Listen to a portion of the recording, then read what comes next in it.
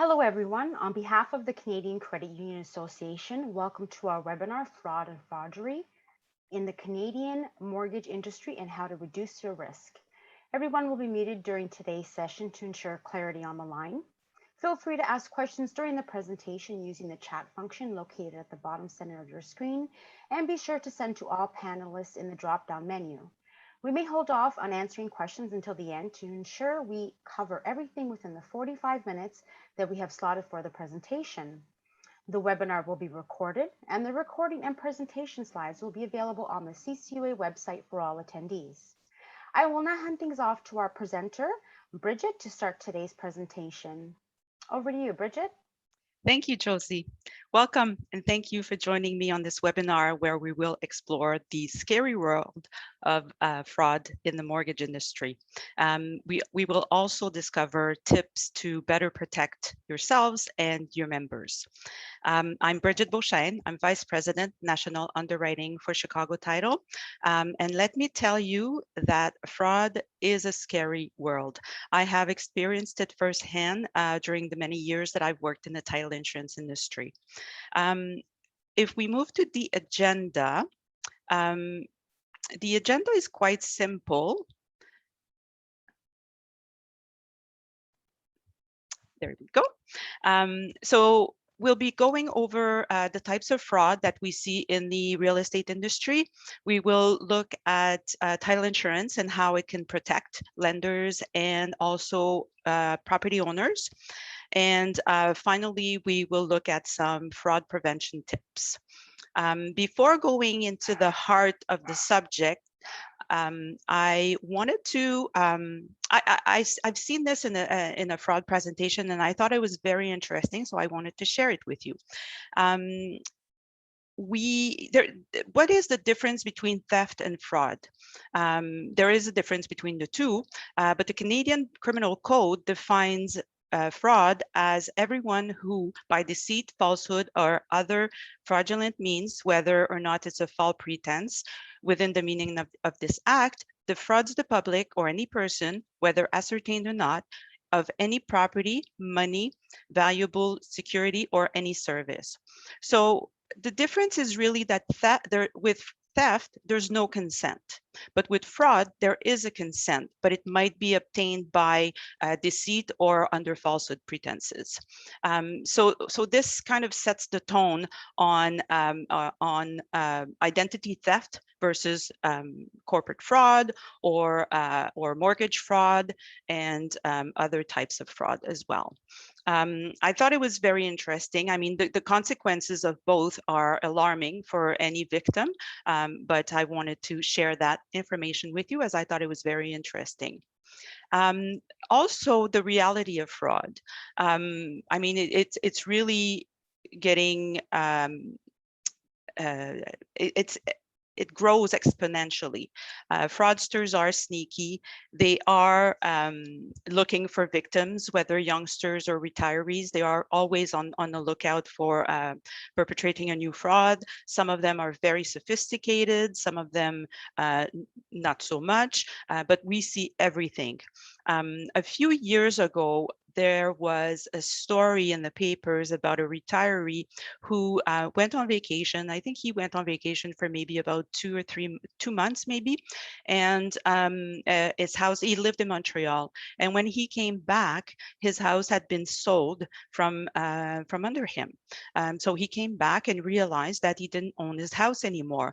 So if you can imagine the amount of stress and the money involved to reinstate the title, to reinstate the credit bureaus as well, and the stress that can certainly take a toll on someone. And also fraud now targets. It's always been around and always targeted a number of entities and individuals. But now we've seen recently some fraud against corporations. I'll talk a little bit more about corporate fraud shortly in this presentation.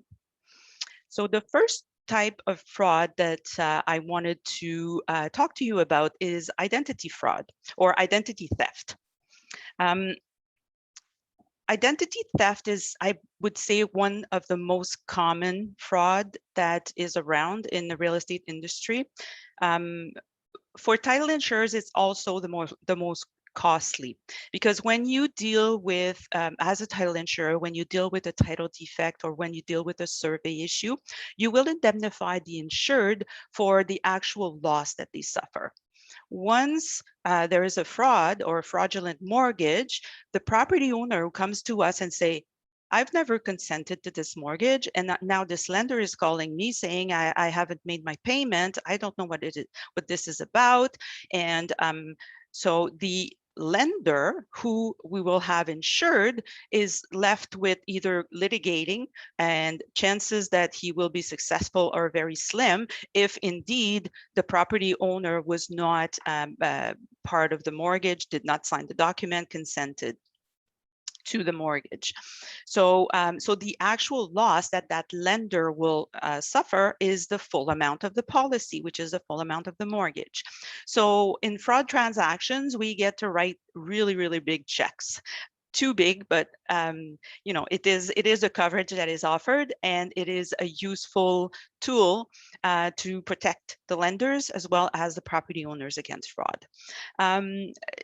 Again, a little story about fraudulent mortgages. I believe it was last year, there was a mortgage fraud in BC. A property owner, we was getting a mortgage, or so we thought. It was the rightful property owner.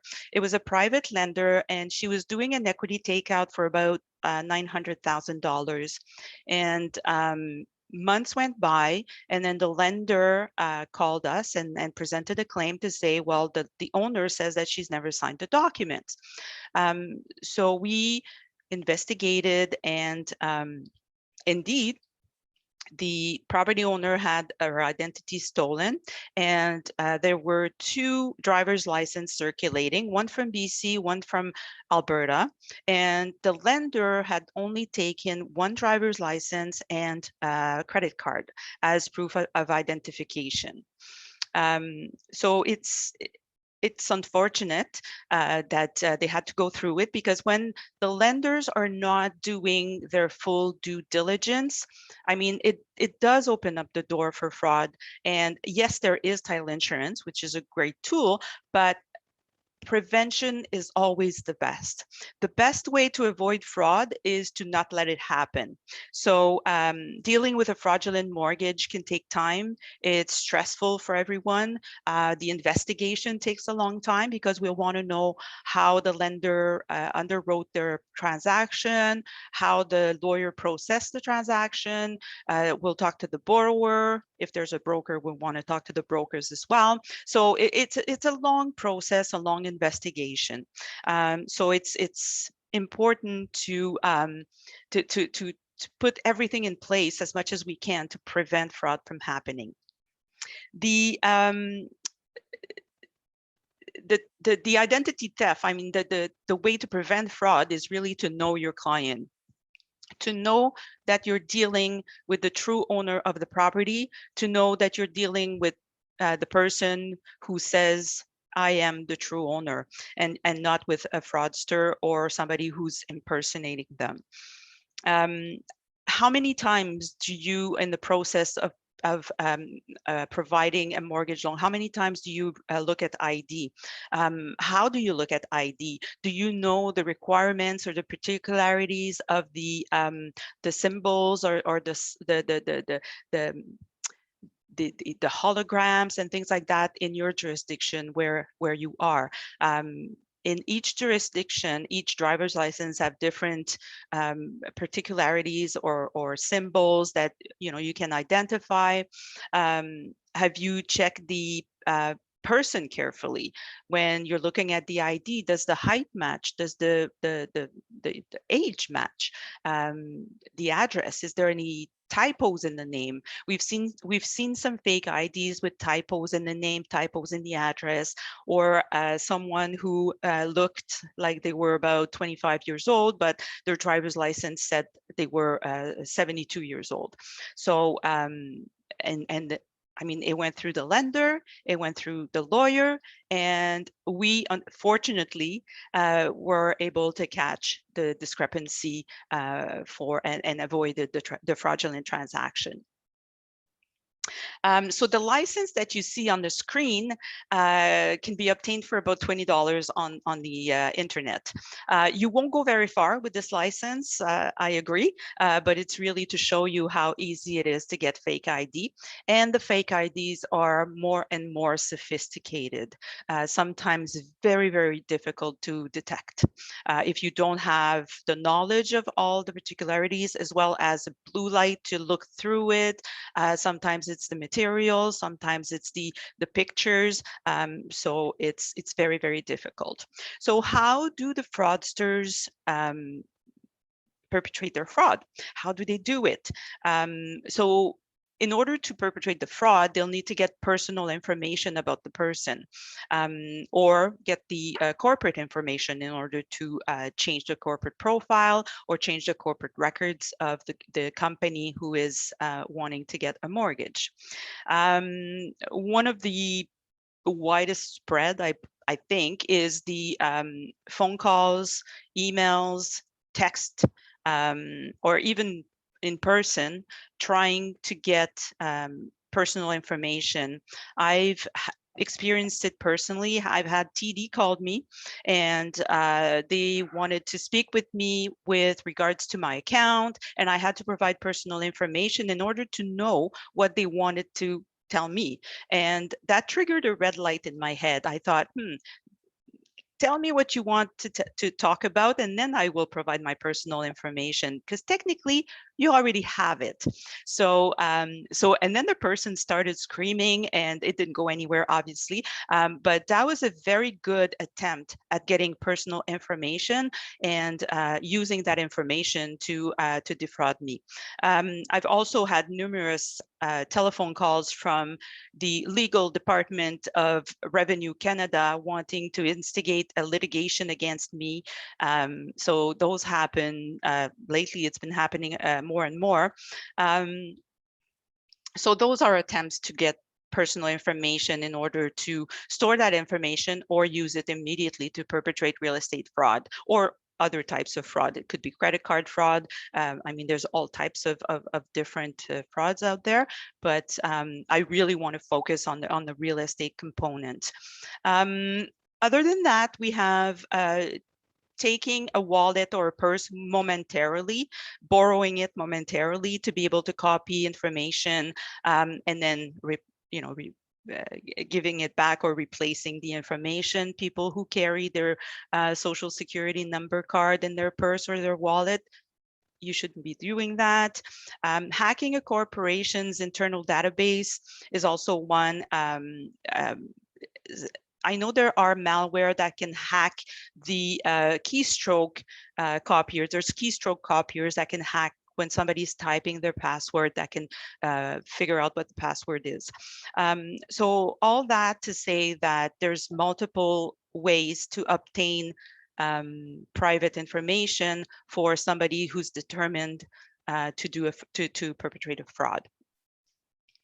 Recently, I was talking about the fraudsters targeting corporations. Recently, we had a $2.5 million claim that we paid, where a fraudster hijacked the corporation's identity by putting his name in as the sole officer and director of that corporation. He was able to get a lender to agree to a mortgage, 2.5 million mortgage, and it was an equity takeout. There was no prior mortgage on title, so it was an equity takeout, and the explanation on where the money was going seemed legitimate. I mean, we always ask when, especially for large equity takeout, you kind of have to wonder, if you had no mortgage when you purchased the property, why do you need $2.5 million today? And it seems so urgent that you cannot live without it. So that always triggers a red flag as well. So the identification provided when, because we did do ID verification on him and he passed, so he had the personal information of a third party, another third party who was not involved in the fraud at all. And the only thing that was fake on the driver's license was the picture, which was a picture of the fraudster. So needless to say that this one is a large one, and it is scary because you have on one hand a property owner that has a fraudulent mortgage on their title. You have a lender who disbursed $2.5 million and now needs to take action in order to recoup it. And then you have this third party, this innocent third party whose identity was used to perpetrate that fraud. We did alert the local police. We are working with private detectives. We suspect that this is a very sophisticated criminal organization, although we don't have proof at this point. But to perpetrate quite a large fraud like this, it was very well organized. So another way to get personal information is that we've heard of is stealing mail. So when someone has their mailbox accessible, so somebody can steal the mail, gather the personal information, and then replace the mail in the mailbox without the actual owner of the property knowing it. Another type of identity fraud is that we've experienced firsthand as well is friends and family. More often than not, the fraudsters will know the victim, or the victim will know the fraudsters. We have to be on guard when it's with family members. And I'll tell you a little story about a woman, let's call her Sarah. So Sarah lived in the suburb with her husband, Brian. She had a nice house with children. Everything was good. They had obviously a mortgage on their house, as we all, or most of us do. So one day, Sarah gets a notice from a lender saying, "You're behind on the payments of your second mortgage." Well, Sarah never took a second mortgage. She knew it. And so she goes to her husband. She says, "What is this? There must be a mistake. We don't have a second mortgage. I'm going to call this lender." And so Brian admitted that he had a gambling problem, and to pay his debt, he had a theater student impersonate his wife to be able to get a second mortgage on their property and then use the money to pay their debts. Needless to say, I believe they are now divorced. And also while doing all this, Brian identified a young lawyer who was inexperienced and was able to get that transaction done and have a third party impersonate his wife to be able to get the money. So the identity, the fraud flags, the red flags with regards to identity theft. There are many with regards to the actual ID that you would look at. So usually in certain jurisdiction, there's a requirement to obtain 2 pieces of photo ID. In other jurisdiction, you can have a photo ID with a credit card or another piece of ID that doesn't necessarily have a photo. My personal recommendation would be to have at least 2 pieces of ID with a photo on it, especially if the other piece is a citizen card. I've been told that these are easy to forge. The best one is a passport because it's the hardest to forge. So always request at least 2 pieces of ID with a photo to be sure as much as possible that you are dealing with the rightful owner of the property. And then once you're looking at the ID, you have to look at it from the actual information perspective. Is it expired? I would not accept an expired piece of ID. If it has expired recently because of COVID, then you can make a determination. But if it's been expired for a number of years, then that's definitely a red flag. And then carefully examine the ID. Does it have any typo? examine it in a well-lit area so you can see the holograms and the particularities of the ID in your jurisdiction. Check the overall conditions on the card. If the card was issued in 2021 and it's all wrinkled and there's bubbles in the plastic, that's an indication also that it's been tampered with. Misspelled words, like I said, typos in the names, in the street.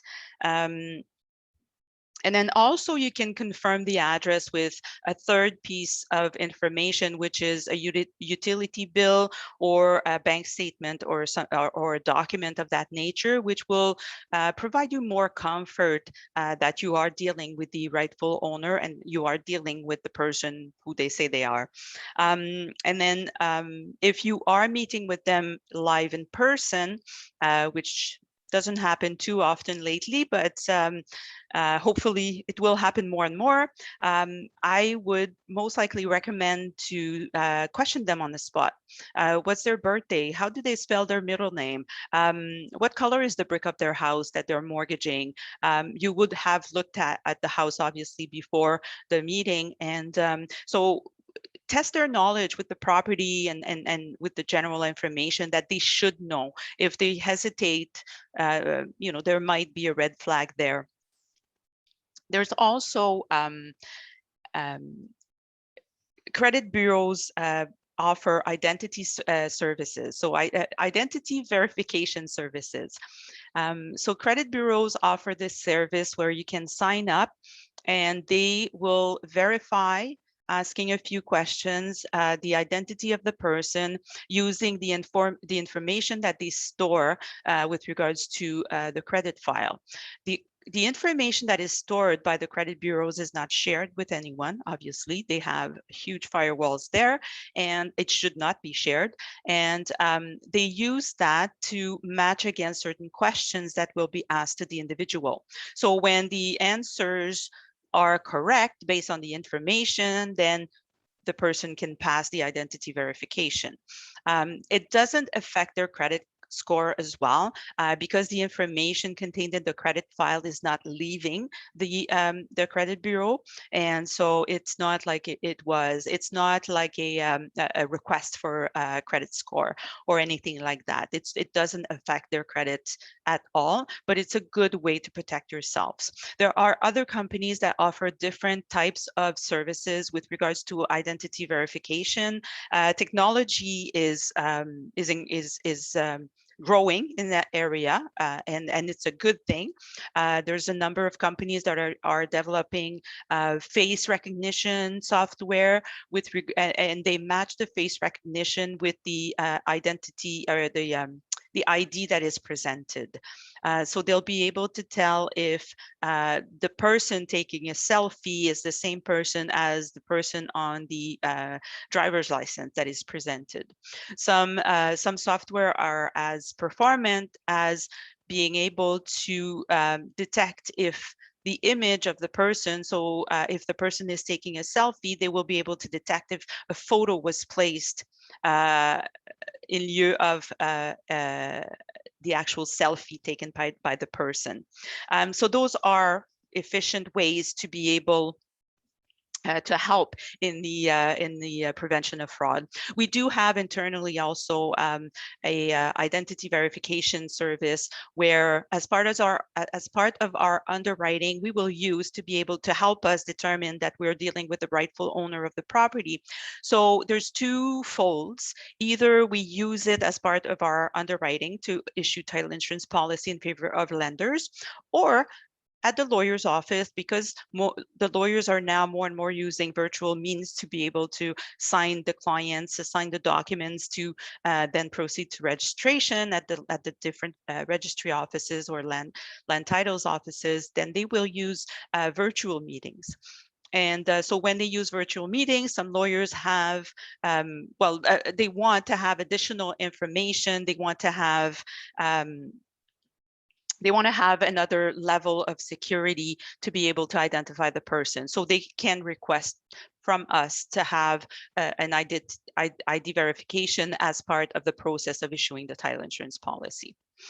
Another area where you can have red flags raised is power of attorneys. So someone who is not in the country or is ill or for any other reason mandates another person to act on their behalf to either sell the property or to get a mortgage. There is a risk, and we do ask additional questions. So why is the power of attorney being used? Does it make sense?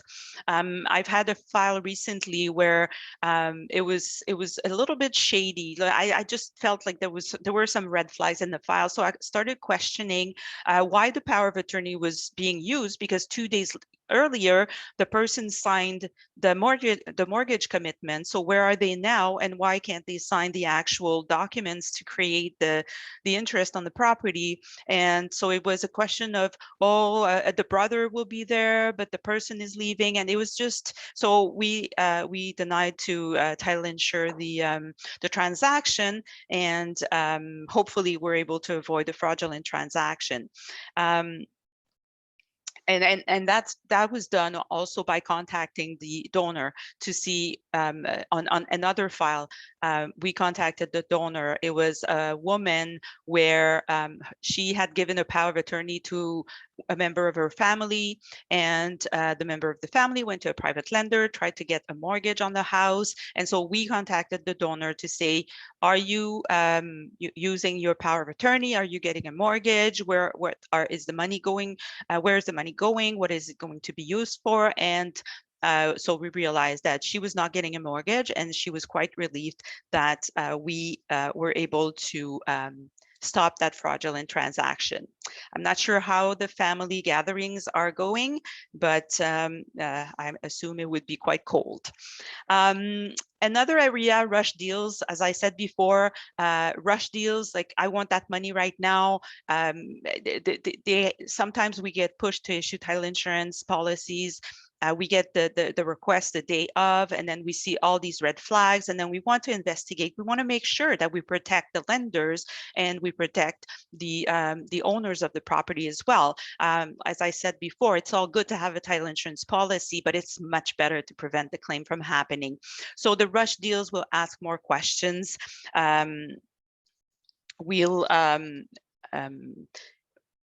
We'll investigate a little bit more, and then especially for equity takeout. As the person purchased the property without a mortgage, and now it's rush, we need that money. It's better. It better have a good explanation. And the last, well, not the last, but the private sales is also an area where it's not necessarily fraudulent transaction, because we see members of family members transferring properties from one to another. We also see those private agreements, either a company that doesn't take any commission, or two people who say, oh, I'm going to buy your property, and then they do a private agreement of purchase and sale. However, when there is a realtor involved, when there is a broker involved, it is an additional level of security for us and for everyone involved in the transaction. So on the private sale, we'll ask to review the document to make sure it's accurate, and also to make sure that there's no power of attorney being used. We'll most likely request ID verification. So when you are dealing with a private sale, look at the ID. Also, inquire if the property is short rentals, Airbnb, and these other companies that do short rentals. I mean, not that it creates a fraudulent environment, but we have seen firsthand claim by a lender who the owner of the unit, there was a unit in the Canadians Tower in Montreal, and the unit owner had the property short-term rentals. Somebody was in there. somebody had the key, and that somebody went to a lender and said, I want a mortgage, I own this condo in the Canadian's Tower, and so they had access to the unit. A representative of the lender even went as far as going to the unit to look at it and all that, so they had access, and it was the short-term tenant who got the mortgage and ran away. So thankfully, the lender got a title insurance policy, so we were able to indemnify, and all was good. But it would have been better to avoid that fraud as well. Corporations, notices of change will be a trigger for us, will be a trigger for additional questions, especially if they happen shortly before the mortgage is being put in place. So we'll ask probably to do ID verification. If there are two directors and officers, we'll probably ask ID verification on the two. If there are 10 of them, then maybe we'll pick and choose randomly for maybe 4 of them to do ID verification, just to make sure that everybody consented and all shareholders are aware that there is a mortgage and that we're not dealing with a fraudster who went online and changed the corporate records. In Ontario specifically, it's one of the easiest jurisdiction where someone can go online and change the corporate records. And this is what happened with the $2.5 million claim that we had. This person went online, removed the rightful owner or the true director of that corporation, and added himself as a new director. And I mean, you add to this the fact that he had proper identification, he passed ID verification, other than the fact that it was his picture on somebody else's information. However, he fooled everyone involved in the process and was able to get away with $2.5 million. The title insurers, as well as other entities involved in the real estate or mortgage industry, were able to lobby the government, and the Ontario government is going to change the way it's being done right now, and to a minimum, at least have a password, so you're not able to go online without a secured, without going into a secured environment where the person who is the rightful director has a password and an identifier to be able to go in and either submit declarations or change the information in the corporate records. Another type of fraud, straw buyer, straw borrower. Straw buyer is when somebody identifies usually a vulnerable person to act as the purchaser, borrower on a transaction. Usually it's for a fee, whether it's $5,000, $10,000, $30,000. Some people do need quick money and they will fall for this fraud. And so the straw buyer will appear real. It's a real person with real identity. However, they're not the mastermind behind the scheme behind the fraud. So usually somebody else will pull the cords or the cords behind the curtains, and the straw buyer will often not know exactly what they're getting into, putting their name on the property, putting their name as a borrower to a mortgage. And so usually the fraudster will say, you don't have to worry about anything. You won't have to make any payment. We're taking care of it. Don't worry, it's all good.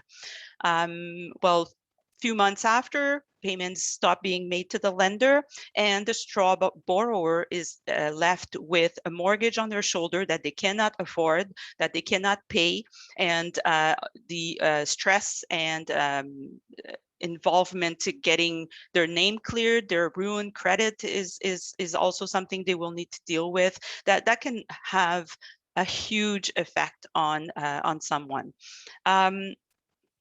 So the straw buyer for the red flags for straw buyer, straw borrower is, does the person fit the transaction? are they always accompanied by an unrelated party to the transaction? Somebody who likes to speak for them, someone who's always there. They don't know anything about the property, or they're not as interested about the transaction as they should be. I mean, when I bought my house, I was dreaming of decorating it. I was so excited, and I could picture the color on the walls and things like that. So somebody who's buying a large property, who's not really excited, might be, I mean, some people are less excited than I am, I agree, but there should be a minimum interest in the project. So be on the look if the transaction makes sense. Are they a student who's buying 850,000 property with 5-bedroom in the suburbs? Things like that. And then if you see that the person is always accompanied by a third party, or a third party is always responding for them, separate them and make sure that you are dealing with the straw buyer alone, and in an effort to uncover the fraud and prevent that transaction from happening. The last type of fraud that I wanted to talk about was the flip value fraud. Flip value fraud is when you have a transaction that happens, and then usually that person, the purchaser, will quickly transfer to an accomplice for a much higher value. Usually they'll pretend that there is a renovation, that renovations have been done to the property, that it's now worth much more than it was last month or last week when the initial party bought it. And usually it'll be a fixer-upper, and they'll pretend that renovations have happened, and the lender will say, okay, well, now we see that it's been fixed up, and in this area it makes sense that it would be worth $700,000, $800,000, and then they will based on the value that is inflated from the information that he got. So the red flag is quick transfers, values that have increased significantly. It would be best to get an appraisal done on the property. That's always a good thing. And price escalations, I mean, dramatic increases is always a red flag.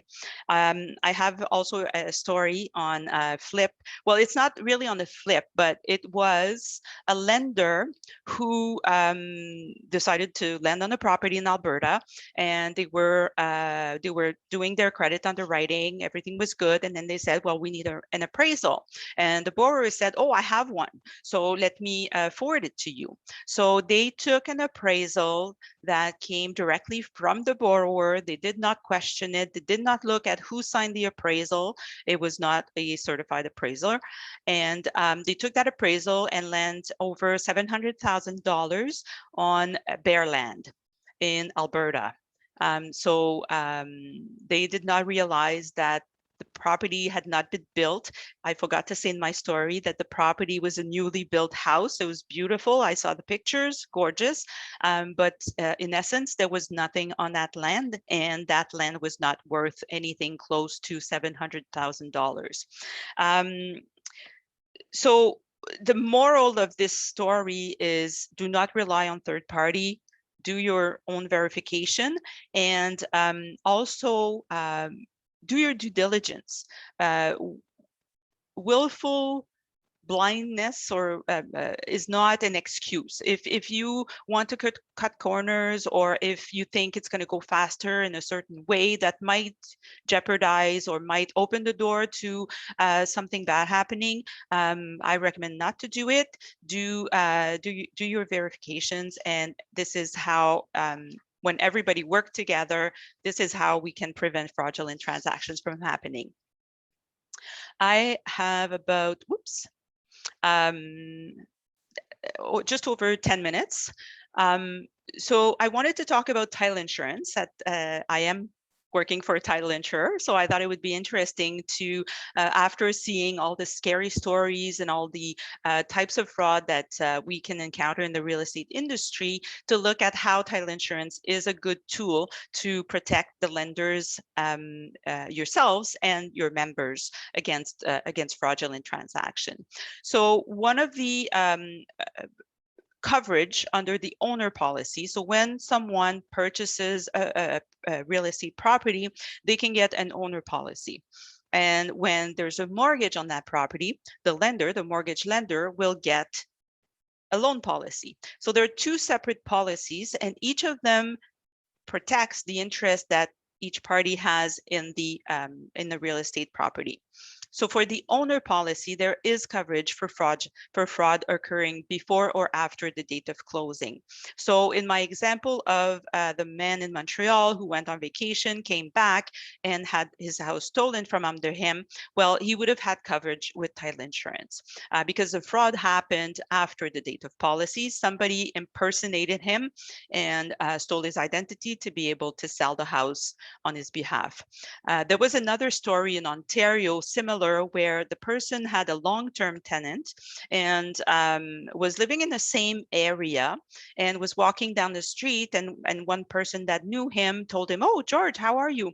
We didn't know you you put the house for sale." And he's, "No, I did not put the house for sale." So that's how he discovered that his tenant had put the house for sale, thinking, "Oh, I've lived here long enough. I must own the place now." So he was able to prevent the fraud from happening, and fortunately, the house did not get sold from under his feet. And then there's post-policy coverage under the owner policy as well, if the title is stolen or mortgaged. Residential loan policy, which is the policy that you would get as the lender, identity theft, corporate fraud, loss of priority, for fraudulent discharges, fraudulent postponements as well, is covered under the policy. And then we have also coverage on commercial policies. Fraud coverage under commercial policies was technically any fraud that happened before the date of the policy, so before the mortgage was put in place. And now is we have coverage for events that happened before the date of policy and certain events after the date of policy, up to $5 million. So that's the coverage under the title insurance policies. As far as tips with fraud protection tips, so fraud is increasing. There's no doubt about it. It is increasing rapidly. There is in the world we live in, there is a depersonalization of the mortgage industry, as well as the purchase transaction. Everything needs to happen very, very fast, and so there is definitely an increase in fraud. The sophistication, the level of sophistication of the fraudsters as well is sometimes impressive. So verify ID. So these are my tips for you. Verify ID. Look at the age, at the height, at the age. Yeah, I said the age. The age, the height, the age, the color of the eyes sometimes is difficult, but if you have the person, if you're meeting in person, it's something that definitely can help. Good qualities of the ID also, it matches the date that it was issued, it's not expired, and then as well as the supporting documents. So the employment letters, we have seen a number of cases where people would lie to get a mortgage with a credit union, with a bank, or with a financial institution, where they would falsify their employment letter. It is a fraudulent transaction. Thankfully, you have not advanced any money, and we, when we know of these types of fraud, we also have a feature in our system to flag individuals, corporations. So if we have an individual who has, from another file that we might have title insured or not before, then we will definitely raise it, and we want to be able to raise that red flag with the lawyer doing the transaction, and also with the lenders as well. If you don't know about this person, then we can act definitely as another level of security. And then ask questions about the property, make sure that the property is actually there, that you are dealing with a actual building and not necessarily just bare land. And I wanted to share, I have 1 minute left, for the consumer, for your members.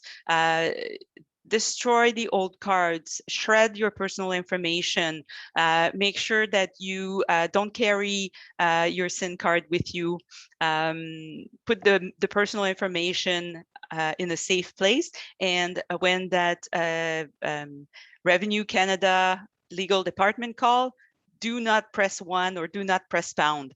It's it's a fake phone call. Thank you so very much for your attention. Thank you, everyone, for joining us today. We hope you're enjoying every moment in this conference. And Brigitte, thank you so much for a fantastic presentation. Having said that, this is an opportunity for any questions. If you have any, feel free to do so by raising your hand. I can unmute you, or if you'd like to send it through your chat. Again, it is located in the middle of your screen at the bottom. And we'll wait and we'll see if any questions come on. Brigitte, thank you. Thank you, Josie. You're very welcome.